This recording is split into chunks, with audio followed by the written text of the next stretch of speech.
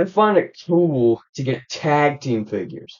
Figures that look somewhat similar to each other, figures that pose as a tag team, obviously, because the characters pose as a tag team on WWE TV. I just find that really, really cool, especially when they're elites. You get matching accessories, matching gears, and all that. And we're going to jump into that right now. We're going to jump into most of my WWE tag team action figures. And we're not doing elite, we're not doing AEW figures. So no Acclaimed, no Young Bucks, and no Sting and Darby Allin. Without further ado, let's get right into it. Starting off with Team Extreme, the Hardy Boys. I absolutely love these figures. These are the epic moments, Hardy Boys. We're going to start off with Matt. Again with the Raw Tag Team titles and a bunch of ladders. I love the pant choice on this. My Matt Hardy has always had a loose torso. I don't really like that. I like the head sculpt. This is my only Matt Hardy Elite, and I like it a lot.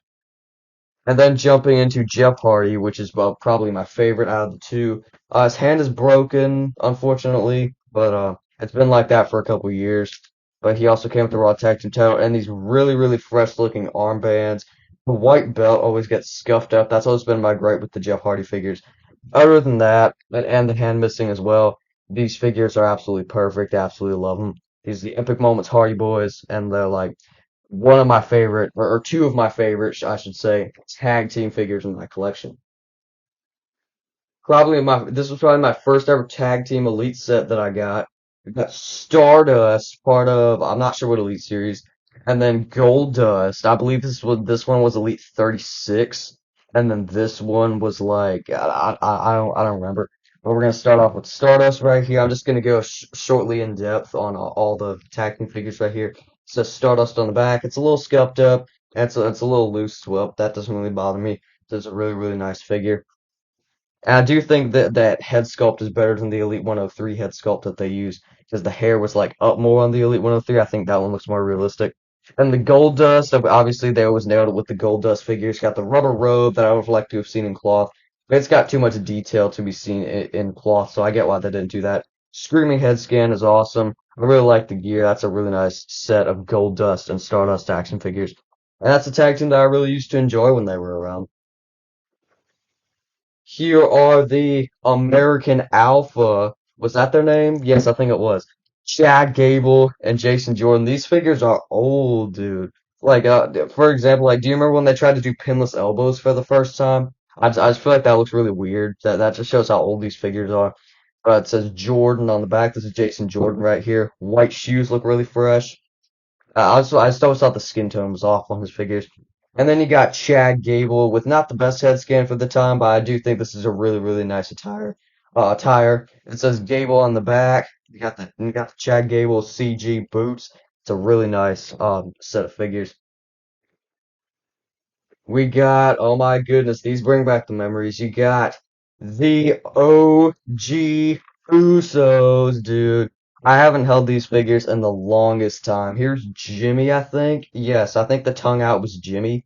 He's got the war paint on his face. He's got the tongue. These attires are crazy. I love the classic Uso figures. I want the Elite 31 Usos so bad. I want those figures so bad. The green shorts and the rubber shirts, which I don't really care for. I would just buy them without the shirts probably. But I want those Usos. Here's Jay Uso right here. These two came in the battle pack, by the way. Back when they were called battle packs and not main event showdown 2 packs or whatever their name is these days. Got the Uso towel hanging out of the back, which people were actually using for Judgment Day Finn Balor customs before we got the Elite 107. But yeah, these are I love those. Those hold a lot of nostalgia value for me. Here are the Hype Bros. You guys remember this tag team? These attires are really, really cool. You got Zack Ryder in the pink, yellow, purple. It says Zack Down Live on the back. Then you jump into Mojo Rawley. I always thought it was really cool how he had like stickers on his face, I think that is. And the head sculpt really looks like him. It says Bro Me on the knee pads. Stay hyped on the armbands. Got the Hype Bros right there. We now jump into more elites. We've got, in my opinion, the peak tag team form of the Judgment Day, Damian Priest. I've gone pretty in depth on this figure because I filmed a review on it. But what I did, I added this elite Drew McIntyre robe on it. Yeah, because he originally was advertised to come with a rubber robe at SDCC 2023, but it ended up not coming with it, so I decided to add it. And then, of course, you have the Elite 107 Finn Balor right here. This is a really nice figure. Head sculpt they could definitely improve on because he doesn't quite look like this anymore. But the jacket is really nice, even though it's kind of stained the figure. And the pants are really cool too. That's a great set of figures. And another set of figures that also came out pretty recently, along with those Judgment Day figures, you got Alpha Academy right here. I was very excited for these when they first came out, because I was a big fan of Alpha Academy when they were like Chad Gable and Otis. Chad Gable right here, this figure's absolutely insane. Poses around amazingly. I mean, the legs have always been kind of stiff, but that's the only real downside. Head scan looks just like Chad Gable, better than that American Alpha one. Blue singlet looks really fresh, as does it on Otis. And he also came with interchangeable hair, so you can have it more slicked back or coming towards the front of his forehead. Classic WCW tag team right here. We got Harlem Heat, red and yellow attire, the Elite 46. They did recently re-release, or well, not like re-release, but they released Harlem Heat recently in the Monday Night Wars line. Well, there was a chase for both. There was blue, and then there was black. I think the red looks really nice. It's really classic. That Harlem Heat, that's Stevie Ray, and then here's Booker T right there. Really nice attires on those. Another tag team that I don't feel like a lot of people remember, Los Matadors, right here. Los Matadores, whatever they were called. You got the pink, blue, gold, basic boots that they also used on the Elites. I'm not rushing to add the Elites on to my collection, but I still do think they're pretty cool. Similar to the Usos, they've got the green and everything. And I've also got this laying around. You got El Torito. Might as well show El Torito. Got the white and black bull El Torito. And then of course the bullfighters, Fernando and Diego. These are bringing back some memories. I didn't realize how many like classic 2015 reality era tag teams I had. Speaking of that, you got the Wyatt family right here, Eric Rowan and Luke Harper. Another set of tag team that I really want the elites for, but I do think they're gonna re-release Eric Rowan. I think they're gonna re-release the Elite 29 Eric Rowan because he started appearing in WWE more recently as a part of the Wyatt Six. So I think they're either going to re-release the Elite 29 or the give us a new Eric Rowan. As for Luke Harper, I'm not holding my breath on that ever happening because, of course, he has a Legends deal with AEW. But yeah, rest in peace, Luke Harper, Brody Lee. I love the Wyatt family. They were really classic tag team. Really loved them. Here are the Street Profits right here. You got the Elite 103 Street Profits. The most current Street Profit figures. We're going to start off with Angelo Dawkins. I really like the head sculpt on that. The jerseys have no Velcro, so you have the logos on the back. And yeah, it's a pretty nice figure. Better than his first one. And then you have Montez Ford, which is basically just the same attire, just with the Ford logos throughout. Pretty nice Street Profits. Here is RK Bro. I liked RK Bro when they were around, but looking back, I mean, they were okay. I don't hate RK Bro, but I just think they could have been doing better, like not as a tag team. But Randy Orton and Riddle, two-time Raw Tag Team Champions right there, pretty cool. Here are the Usos right here. These are the 2021 Usos. This is the SummerSlam 2023 Elite J, which is actually my only J Uso Elite. I will be getting the new Elite 114, the Yeet J Uso. I'm excited for it. And then Jimmy Uso, top picks. This one's also Jimmy is also an Elite 114, but it doesn't have the No Yeet shirt, bro. Where's the No Yeet shirt? But yeah, we got the Usos, day one ish. You know, back when they were doing that. A town down under right here. Not inherently like matching figures, but I just decided to throw them together because they are a tag team, Austin Theory and Grayson Waller. Here are the Dudley Boys. I really hope they release more Dudley Boys based off like their Attitude Era runs, because they're doing new Dudley Boys in the ECW look. And don't get me wrong, those are cool, but I just want like the more Dudley Boys that I'm more familiar with, which is the Ruthless Aggression Dudley Boys. But yeah, you got the basic battle pack right there. Those are pretty cool. I'm not gonna lie. Here's Enzo Amore and Big Cass. Talk about a tag team that I missed. This tag team was so much fun, and of course until they dropped it, and then they dropped Enzo Amore, and then they dropped Big Cass.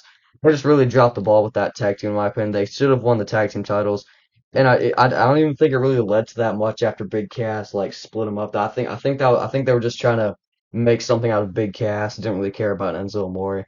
But they still gave him like the cruiserweight title and everything. I don't know. I just feel like everything went downhill after the breakup. That's just me.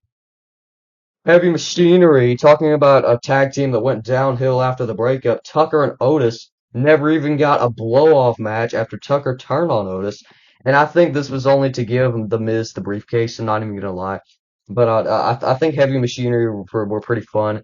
I just think that they could have done that breakup way better. Like that after that, Tucker got moved to Raw, so they couldn't even like have anything to do with each other. And then Otis got fired. I mean, Tucker got fired. It was just a mess. Here are the natural disasters right here. This is a classic tag team. Of course, Earthquake and Typhoon. This Typhoon is pretty scuffed up. I should probably touch that up a little bit. But you got Earthquake and Typhoon. These figures used to be pretty rare before they re-released them in the Greatest Hits line, and these are actually the Then Now Forever figures. You can tell by the articulation right there. If you can see that, they still got the single bone articulation and no head scan technology. Here are Dakota Kai and Io Sky of Damage Control. I'm a big fan of both of these ladies, and I think they could be doing way more in WWE right now. Io Sky, in my opinion, is one of the greatest bell-to-bell women's talents in WWE right now, and Dakota Kai is super duper underrated. Like I just like they could be doing that faction way better. Please split up Damage Control. Let everybody go off on their own, including that Kyrie and Asuka. Just let Kyrie and Asuka be a tag team. They're great with that. Let Io and Dakota be singles talents, please. Edge and Christian, another classic tag team. Yet another tag team I want to get the elites of. I want to get the Christian Elite 20 Christian. It's a pretty rare figure, and I also want to get the Edge that matches it. I forgot what series that was. Maybe Elite like 17, 14. I don't know, but I really want to get those figures. These are cool right here. You got the New Day. Not too many people know about these figures, but I love the shirts on these. And the pants are really cool. I don't even think they ever did. No, they did not. They never did the pink and the blue in Elite form. And, they've done some battle packs with like the shirtless, but I think the shirts really make these figures a lot better. That's Kofi Kingston. Here's Xavier Woods with the really unique curled toe on the boot. It's really cool, and the pant design is wild. Slim down here. We got two tag teams left. Here are Eric and Ivar right here. And dude, if Eric's foot wasn't broken, I would literally love these figures to death. They're not bad. They're really good. Don't get me wrong. Yeah, I've got like I don't know. The foot's broken. The Ivar is still perfect right here. No broken feet, no broken nothing. I was really a big fan of the accessories on this. I just really wish my Eric was not broken. And then the last set of the last tag team right here. You got the Ascension right here. Connor and Victor. These figures are very cool. These are part of Elite 47B. Got the red pants on them. Got the red and black shoulder pads. These are really cool. I like these figures a lot. But yes, that has been my WWE action figure tag teams collection. I doubt this was all of my tag teams. I probably missed some. But yeah, this has been most of my tag teams, I'm sure, right here. Absolute sea of figures right here. I love tag team figures. Let me know in the comments down below what you think. Jed Wrestling.